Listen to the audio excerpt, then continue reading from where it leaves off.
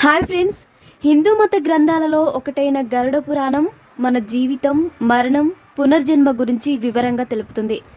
ఈ పురాణం ప్రకారం మనం ఈ జన్మలో చేసే కర్మల ఆధారంగానే మన వచ్చే జన్మ నిర్ణయించబడుతుంది. మనం చేసే కొన్ని తప్పులు మనల్ని దుర్గతిలో పడేస్తాయి. వచ్చే జన్మలో కష్టతరమైన జీవితాన్ని గడపాల్సి వస్తుంది. 1. బ్రాహ్మణ హత్య. బ్రాహ్మణుడిని చంపిన వ్యక్తి వచ్చే జన్మలో కుక్క, పంది లేదా గాడిదగా పుడతాడు. సెకండ్ వన్, గోహత్య. గోమాతను చంపిన వ్యక్తి వచ్చే జన్మలో ఒంటె, ఎలుక లేదా సర్పం జాతిలో పుడతాడు. స్వర్ణం దొంగలించడం. స్వర్ణం దొంగలించిన వ్యక్తి వచ్చే జన్మలో కుష్ఠవ్యాధితో బాధపడే మానవుడిగా పుడతాడు. గురువును అగౌరవించడం. గురువును అగౌరవించిన వ్యక్తి వచ్చే జన్మలో చెవులు లేని మానవుడిగా పుడతాడు. మద్యం సేవించడం. మద్యం సేవించే వ్యక్తి వచ్చే జన్మలో పురుగుగా పుడతాడు. వ్యభిచారం.